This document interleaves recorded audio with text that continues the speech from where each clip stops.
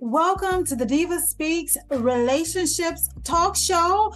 Welcome, welcome, welcome. I'm super excited to have you back. We are together once again for a brand new series. That's right, a brand new series. I'm so excited to be sharing this with you. Welcome to the Diva Speaks Relationships Talk Show. My name is Angela Patarial, and thank you for checking in, stopping by, and checking out the show. If you haven't had an opportunity, grab a couple of your friends, let them know that you are about to tune in to a brand new series of the Diva Speaks Relationships Talk Show. So thank you for stopping by. I am so excited. And if I haven't had a chance to say the happiest of New Year to you so far, Happy New Year. I hope that your year is going phenomenal. And if it's not, we still got a little bit more time to get it right before the end of the year.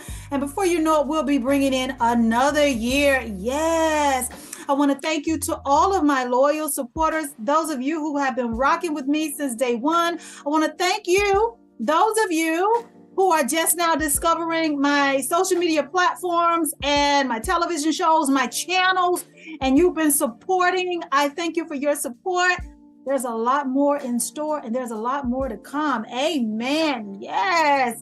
If you haven't had a chance to check me out on social media, make sure that you do so. You can find me on YouTube, okay, TikTok, Instagram, and Facebook. No matter which one of those platforms that you find me on, it'll direct you or give you a link somewhere on the page, whether it's a video, something that I'm posting, it'll point you in the direction of all the social media platforms that I am on. And so you can stay tuned and stay connected because I need you to do so. I'm not sure where you are watching this show from, but if you haven't had a chance to add the Diva Speaks Relationships Roku channel to your Roku device, make sure that you do so tonight. I'm excited and pleased to announce that if you don't have a Roku television, but you do have a Fire Stick through Amazon, I have a channel over there. Yes, the Diva is constantly expanding and there's more to come, okay? Add my channel. If you don't have Roku, or if you got Roku and you got a Fire Stick because you got it like that, make sure that you find my channel on Amazon Fire and connect with me over there. It's Diva Speaks Relationships TV.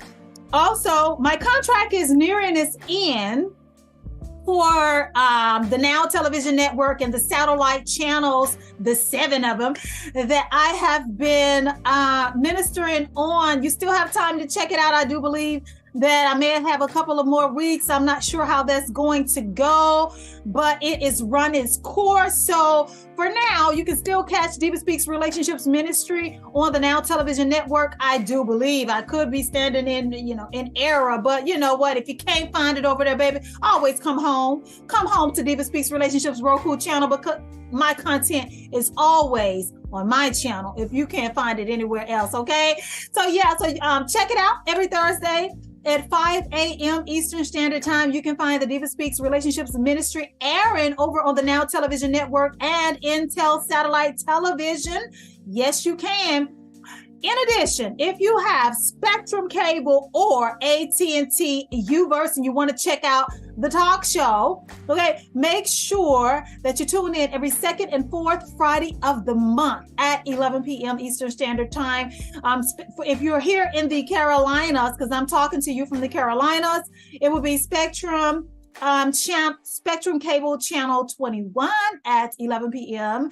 or AT&T Uverse Channel 99 at 11 p.m. And again, that's every second and fourth Friday of the month. Those are my contractual air times. Those are my contractual dates and air times. So make sure that you check it out. If you're local in Charlotte and you got access to public access TV, which is our Access 21. Never despise the days of small beginnings because, baby, those connections, woo, God is good. Those connections and that type of alignment and networking is what has got me here today. Make sure that you check me out on Access 21 every second and fourth Friday of the month. You can either live stream it if you don't have cable, or, you know, you may be, your situation is a little bit different right now. If you got Wi-Fi, just go to tvaccess21.com and live stream my show from the station's website, okay? Or Access 21's Roku channel, okay? You can do all of that. I just provided you with so many different platforms, so many different avenues to watch the Diva Speaks Relationships Talk Show. And again, there is more to come. More Roku channels of you know, coming down the pipeline. And I will be announcing that as, you know, everything is put into place. But I want to just give thanks to God, our Heavenly Father, for making all of this possible. I just, woo, Lord, it feels so good. Yes, it does. So I think that's all of that is out of the way, because, you know, I only tape one time, and due to contractual obligations, I cannot talk about some of my resources. But I will say, make sure that you visit the Diva Speaks Relationship official website, so you can check out my tools and resources that are available for you in your times of distress in your relationship. If you need a fine tune up, if you see that something is happening and you say, you know what, I want to get ahead of this thing, or a lot has happened and I need to start the healing journey or start the restoration or attempting to reconcile, make sure that you visit my website. I got some great resources over there for you, life-changing resources over there for you, for your relationships. My website, that information will be, or should have been, at the beginning of the show, definitely on your way out. You can see it, but it is diva-speaks-official.com. Once again, my website address is diva-speaks-official.com. That is my official website. Check it out. You will not be disappointed. You get you get to know a little bit more about me, where I've been, my appearances, my resume, things that, you will be able to see my track record, and that I'm just not some social media person that just likes to talk. I am not new to this. I'm very, very true to this and committed to the success of relationships and or your healing journey for your next relationship, if it's not that relationship. Amen. Yes. So this is the series that I have taken my time with, and I refuse to begin the production process until I knew exactly the direction that I wanted to go, because I wanted it to be relatable. I wanted it to be something that you guys can sit down and walk through this with me, versus someone just, I know there are those of you who like teaching and, the preaching aspect of it. And I enjoy those too. There's a time and a place for it.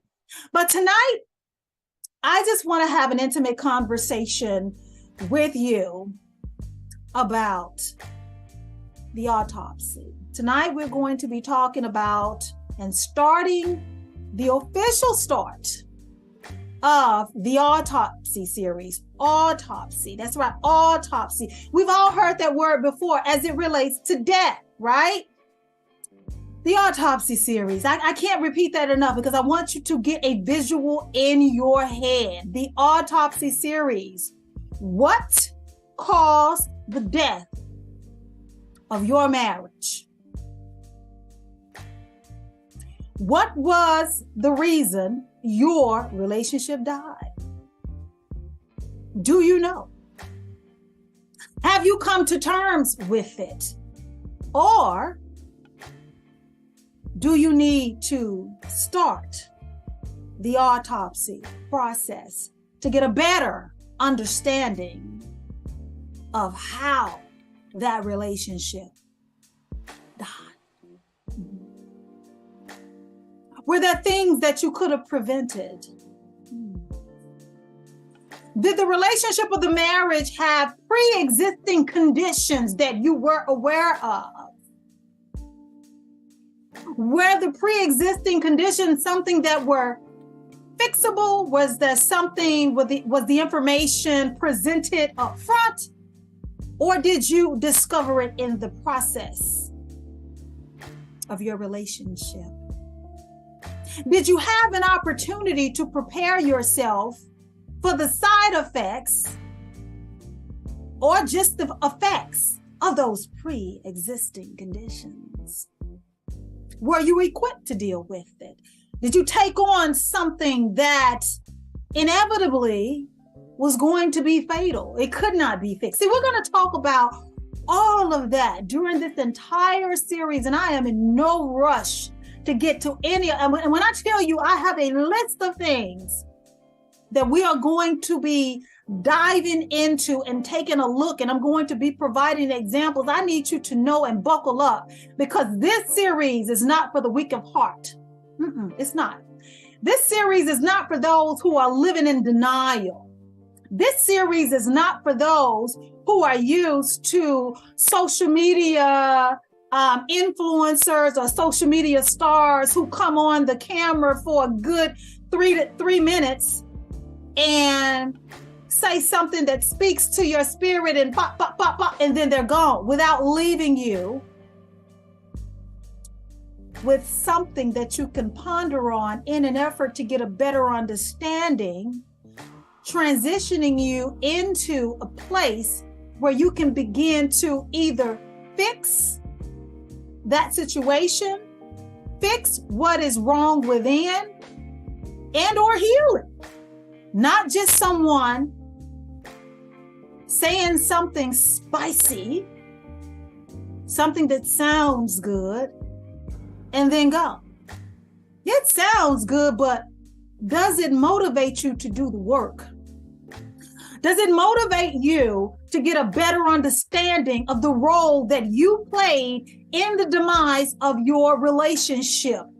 Does it motivate you to change? Does it inspire you to want to do better?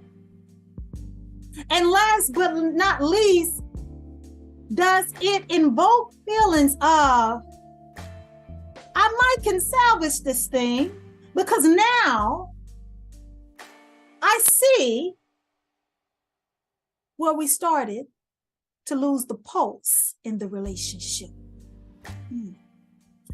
That's what this series is, okay? Now, if you're with me so far, if you are still with me and you're more interested, make sure, okay? Make sure that you begin helping the diva by spreading the word on the things that we are going to be talking about. So when I was in preparation for this series, I thought of a movie that we were all, and I say we all, I mean collectively, we were all applauding when it came out a few years ago. We were all like, oh, this is a good body of work. And when I thought about the name, The Autopsy, this movie came to mind. But for those of you who are not quite making the connection yet, before we talk about this movie, you do know that when an autopsy is performed, there's usually a question mark over the reason for the death of a person. Or law enforcement and or the family is concerned that there may be foul play or there could be other contributing factors to the death of said person. So they perform an autopsy to get very specific details as to why this individual is no longer living. When the professionals perform the autopsy, they go through a series of different tasks in order to pinpoint what this particular person died of. Was it natural causes? Was it foul play? Was it self-inflicted? Could it have been prevented? I mean, it's a host of things that they are either trying to eliminate and or pinpoint. That's what I think of when I think of an autopsy. And they have so many shows on the ID network that are dedicated to helping law enforcement solve crimes. Especially, when we talk about the ID network, especially the series Snapped, when they get to digging and finding out, when this person did something to that person because the relationship wasn't going in the direction that they wanted. And it's usually the woman. It's called Snap. When they start digging and digging and digging, oh, such and such didn't die, like she said, or led us to believe or wanted us to believe, because the autopsy shows, you get it? So back to this movie, guys. Do you remember the movie by Tyler Perry, the movie Acrimony? The movie Acrimony. Very good body of work by Tyler Perry. To me, one of my favorites outside of The Family That Prays. I mean, this particular movie really had a lot of layers to it. And I remember at the beginning of the movie, there was the definition of the word acrimony. And let me read it for you. Acrimony, anger and bitterness. Example of acrimony in a marriage, full of anger. The arguments are full of anger and bad feelings, being nasty with each other. That's what acrimony basically means, full of anger, resentment, bitterness, all of that. So just to walk you back through it, and there may be a small percentage of people that come across the show that have not seen the movie. The movie starts off, there are three sisters. They're very, very tight. And the death of the mother causes them to bond at one point. One of the sisters at an early age got involved with a guy while she was in college. While she was in college, there were signs. There were signs that there was, some growing up that needed to be done. She caught him cheating with a girl, and she had this fit of rage that she allowed to consume her. She allowed rage to consume her to the point, and this is very important, at a young age, young adult, she caught her then boyfriend cheating. She allowed the emotions to overwhelm her, and she took her car and she rammed it into his RV, the little RV that he was living out of. He was in there with a girlfriend. They had been intimate, and she rammed it and she destroyed his home. And in the process, she had destroyed her ability to ever have children. Allowing your emotions to fester and overtake you, okay?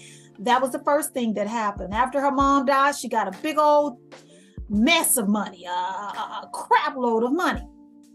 The sisters were concerned that she was going through this money. And a lot of the money she spent on this man, this young man. They got married, they started living the life, and all he was dedicated to at that time was perfecting his craft and his invention. He believed in himself. She did too.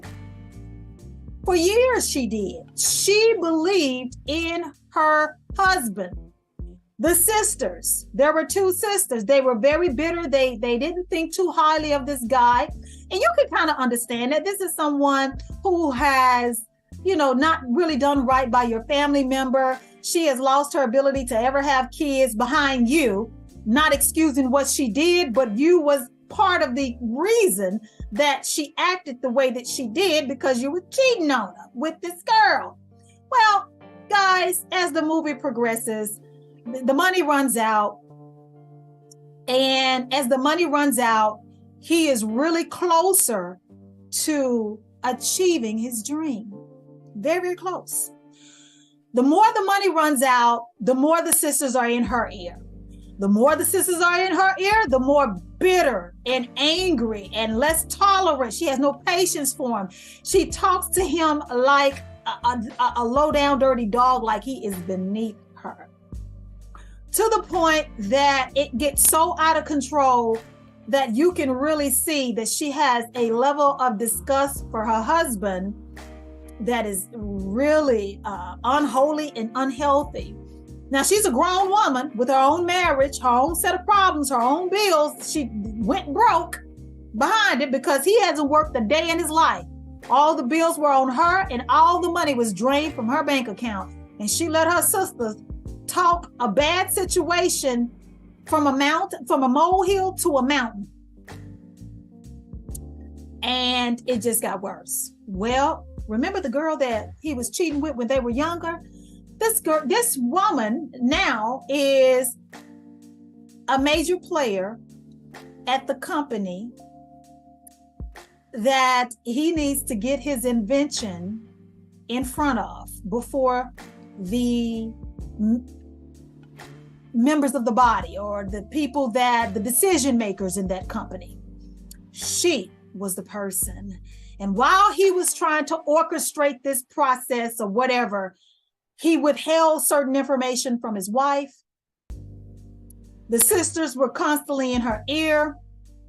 One thing led to another. Something as innocent as him trying to achieve his dream, unfortunately with the woman when they were kids that he got caught creeping with, it looked like he was cheating. Now again, with the girl that he was cheating with, which is the reason why the wife can't no longer have any babies. So in her eyes, the sisters, the pop in her ear, not only has he not paid any bills, you done lost this house that our mother left you. You done ran through all your money. You got nothing to show. And he out here cheating on you with the same chick from 20 something years ago. And she ripped him into shreds. She did. She ripped him into, it was painful. Do you guys remember that? It was so painful watching her talk to him like that. Oh my God. Taraji played that role. Amen. She played that. Oh Lord, she played that role.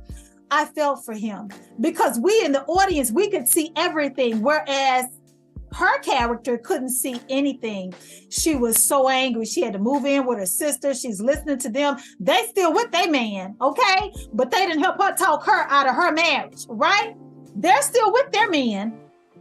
But now you don't have yours. And what was the crazy thing about it is the invention that he had been working on all those years, finally, he got his big breakthrough. We're talking about millions of dollars. He got his breakthrough. He was not cheating with that girl, but that girl who became that woman who became a staple in his story helped him push to the finish line. At no point had he ever cheated on his wife, despite what her sisters were telling her. And now y'all know how the story goes. He got his big break. Taraji's character did divorce him.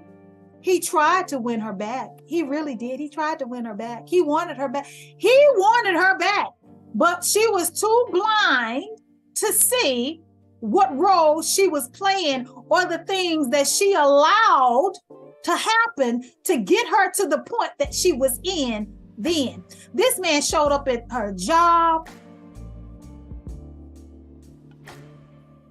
and wrote her a check for a good, healthy amount. She wasn't broke. She didn't even have to work at that point. And then she had her light bulb moment. Then she started to realize you was listening to the wrong people. Then she started to realize their marriages wasn't all that anyway. Then she started to realize what she had in her husband.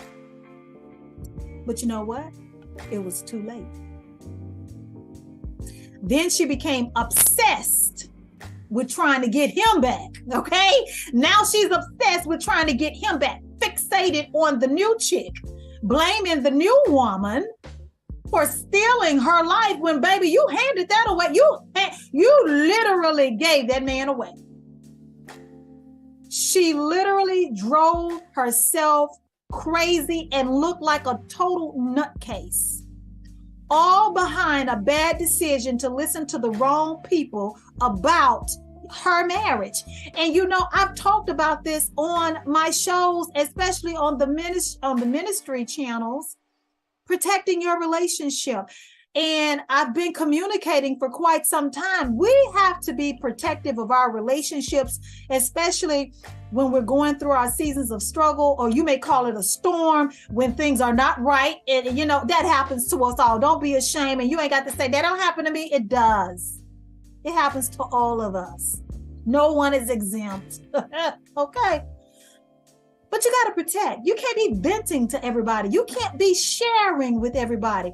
I say this all the time, even with the best of intentions, family members can really give you some bad advice or get in the way, and the enemy can use them to be the entry point into your relationship, okay? To begin to cause even more problems and stir the pot. And I remember watching that movie, even then thinking, you're the reason that you don't have him anymore. You are the reason you don't have that husband anymore. You stopped believing in that man because of what somebody else told you, because of a seed they planted in your head, and you allowed them access to you. That's one thing. But when you allow them to talk down on your husband, that was another thing. And you allowed that, and that seed took root in you. And you mistreated that man and mishandled that man throughout that entire process. He did everything he said he was going to do, even when he didn't even have to. He came back and paid you back every dime and made sure that the house that you lost, believing in him at the time, he bought that house back and gave it back to you. Gave you a check, handed you a bouquet of flowers and said, thank you. But it was too late. I gave that example as a segue into the series. And I want to ask those of you who may have connected with that now that I brought that back up to the forefront of your mind and now it's fresh. Could you at some point be guilty for the death or the demise of your relationship, of your marriage? You may not be 100% at fault, okay? Let's be clear. I'm not pointing the blame. This is a series dedicated to understanding your role and what happened. Because the covenant, or if you're not in the covenant, your committed relationship at some point meant something to you. At some point, things went wrong. Things began to change. There was a shift that you noticed and did nothing about, or that you noticed and felt helpless. You didn't have the answers at the time, or that you noticed, but you didn't exactly have a name to associate with what you were seeing. So what could some of those things be? As we began to talk about what caused the death of your marriage, okay? How did your relationship begin to die? You know, some of the things that we're going to talk about, again, are not going to be easy.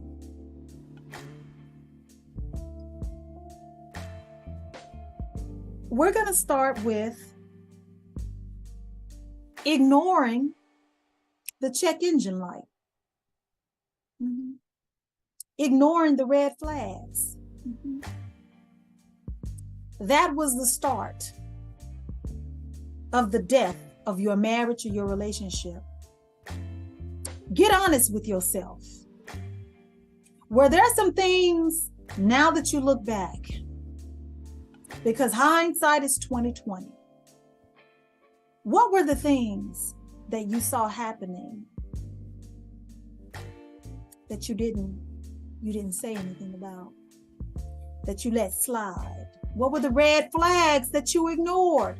What things were going on that you didn't say anything about, either for the sake of keeping the peace, for the sake of not wanting to turn a bad situation worse, not wanting to have another argument, or simply maybe because you was doing your dirt, or because you know that you had some things going on in the relationship or the marriage that were not quite right. So you felt as if you had no right to point out certain things that you know wasn't right.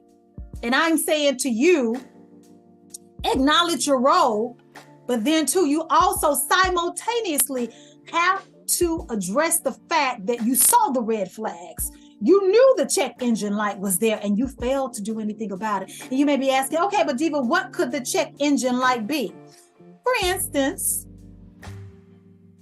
knowing that you're not spending enough time together, knowing that your spouse or your significant other is finding reasons not to be at home, or this could be you working late, finding reasons to work overtime, or lying about working late, finding excuses to do things without you. Now you have went from spending quality time together, enjoying one another's company, doing the things that couples do, pouring into one another. What used to be effortless with just hanging out with your best friend and the person that you love, now it's a problem. You're finding that you're not spending any time together. And when it is, it's short-lived or it's few and far in between. Ignoring the check engine light. That should have been a sign that something is wrong. And I get it. Because I'm talking to grown people here. Most of us have jobs and careers, and we don't have a whole lot of time to be sitting around trying to act like we're teenagers. Because again, some of you are still having children and raising children. Some of you have a lot of responsibilities as it relates to other members of your family, possibly parents, aging parents, children going off to college and being very involved with your children and their extracurricular activities and the things that they get into, and just being a parent. And then you have your social circles, and then you have church life or your spiritual life. And then you have time that you want for yourself, that you need for yourself, to yourself. You have all of these different things that as an adult that come with being an adult. But despite all of this, you can never neglect the time that is needed and necessary to pour back into your partner, to pour back into your marriage, to make it sustainable. And if you notice that there was not enough time being spent together, if you notice that you were spending less and less time and you did nothing about it, that's a problem. That's a problem. Because the more time that you spent away from one another, the more leeway, the more you were giving the enemy permission to come on in and have a seat.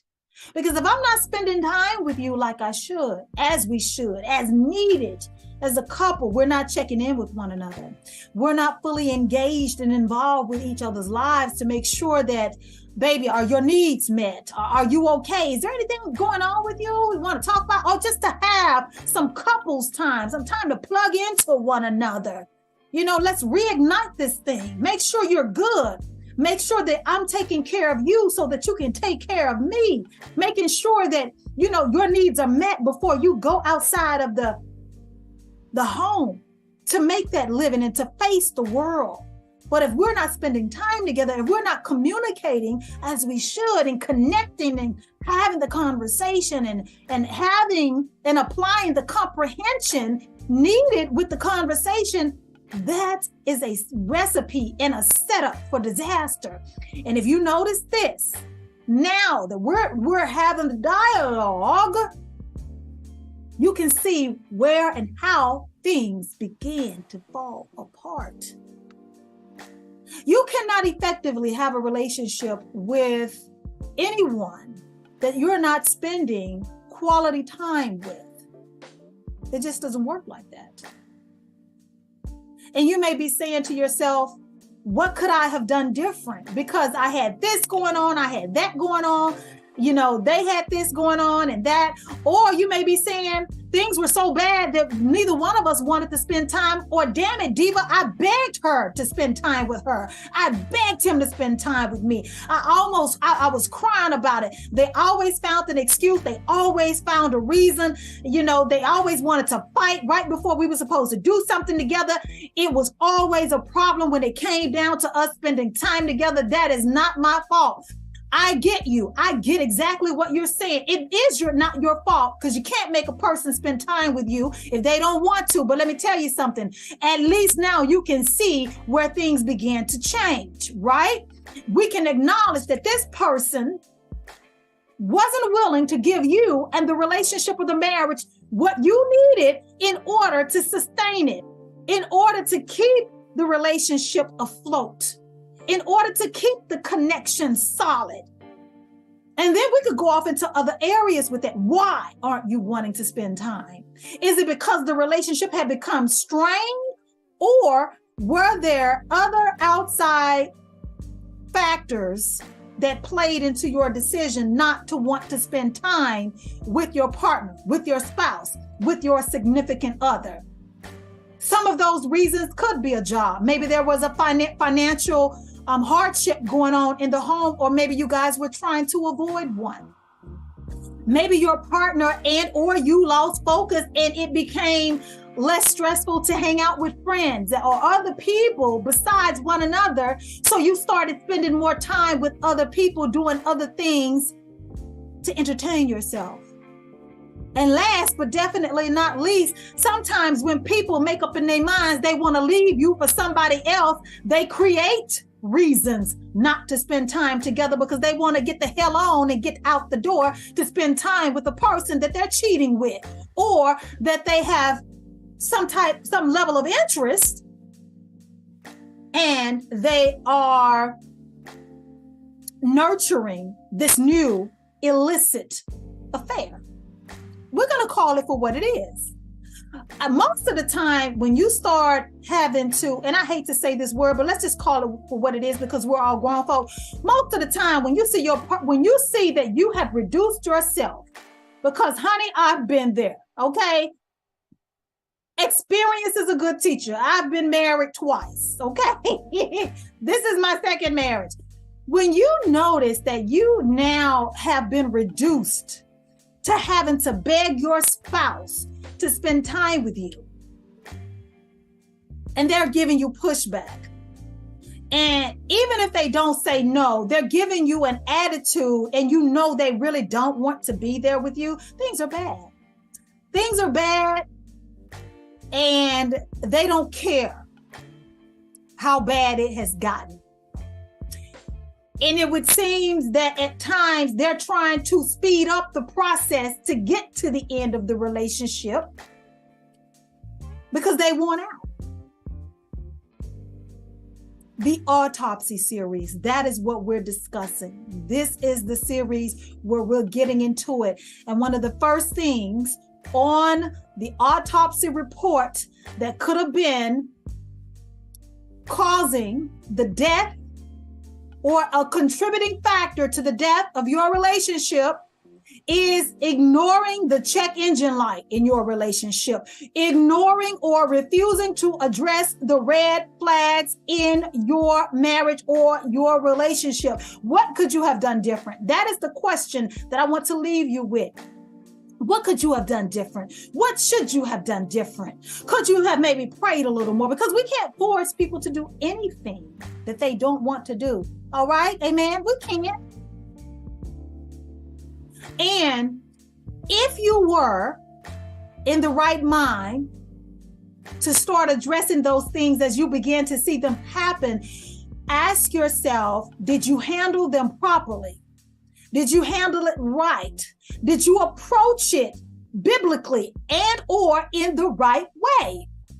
Was your approach one that compounded the problem, or definitely was a step in the right direction, but you were met with rejection? Okay, those are the things that I need you to ask yourself until we reconvene this conversation. Okay, for the next time we get together and start talking about another contributing factor on the autopsy report. But I'm going to leave you with this tonight. One of the first things we've talked about as a contributing factor to the death of your relationship or your marriage, refusing, okay, to address the red flags or ignoring the check engine light. Okay, we talked about earlier in this particular episode or broadcast, were there pre-existing conditions in the relationship that you were aware of or that were hidden from you? And if you were not aware of those pre-existing conditions, why were you not aware? Did you not check all the boxes? Did you spend enough time with this person before committing to them in a relationship? Those pre-existing conditions are very important when you're trying to have longevity with this partner, with this person in this relationship. Because let me tell you, if some of the pre-existing conditions in this marriage or in this relationship were things such as, let's go back to some of the reasons that we talked about a little bit with people not wanting to spend time with you. If infidelity or adultery was a pre-existing condition that came with this person, meaning if this person has always been one to have never been faithful to anyone in any relationship ever in life, were you aware of that? Were you aware that being monogamous was not this person's strong suit? Or were you delusional in thinking that this person was going to make this change, miraculous change with you? Did you see potential versus the reality of this person? Looking at the track record, if this person has been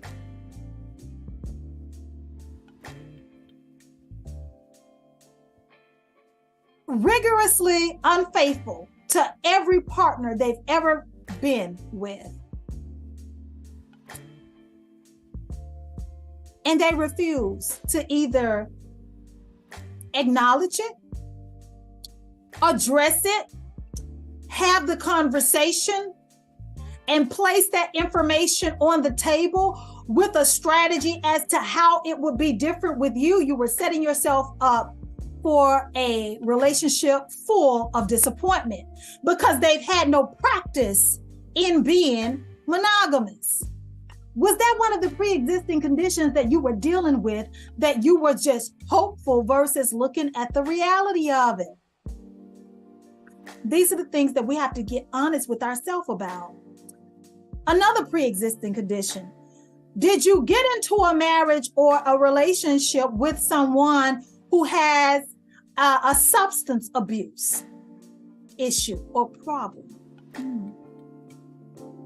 Things like that fall under the umbrella of pre-existing conditions. Were you aware of them? Or did you discover this information in the journey when things started to fall apart, when things started to make no sense at all? And you're wondering, where is this coming from? How did we get here? What the hell? Pre-existing conditions. They've been like that. They've been like that. You were just now discovering that they were like that. So guys, this has been the first installment of the Autopsy series, okay? What caused the death of your marriage?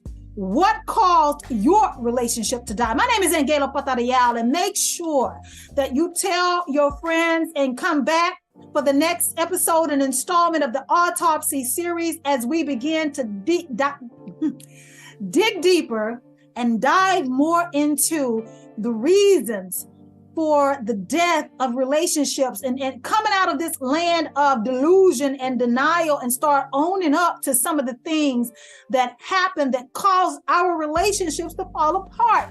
Because you know what? Sometimes hindsight is 20/20. And sometimes there may be a few people out there that can get honest with themselves and can say, you know what? Okay, now looking back, this is that, and now I recognize it for what it is, and it may be salvageable. It may be something that God can assist you with turning that thing around. Yes, restoration could be possible for some of you. Granted, we are talking about the Autopsy series. However, we're talking about the death of the relationship, not the person, right? So resurrection is possible for your relationship. Never forget the story of Lazarus. But I want you to come back here for the next installment of the Autopsy series as we begin to talk about more of the things that contribute to the death and the demise of our marriages and our relationship, as we begin to move in the direction of finding solutions and finding your way back to wholeness as a person and in your marriages and relationships.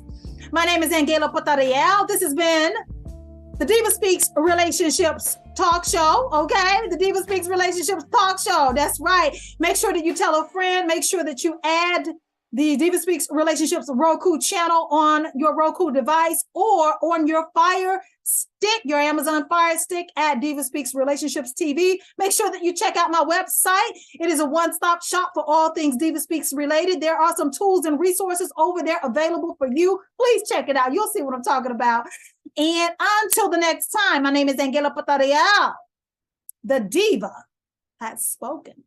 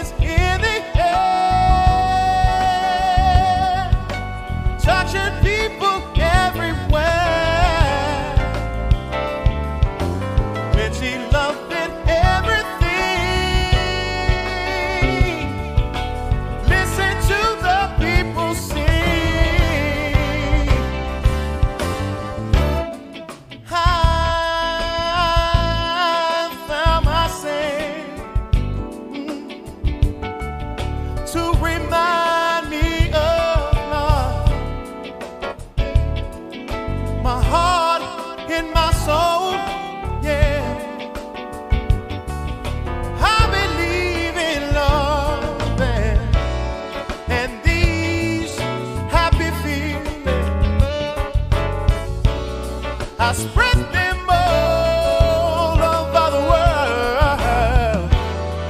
From deep in my soul, I wish you happy feeling, baby. Happy feeling, oh baby. Happy feeling, baby. Happy feeling, oh my, hey. I've seen a light watch the shine down on me, yeah. I'm gonna spread my wings, yeah, and I'm gonna tell all I see. And these happy feelings,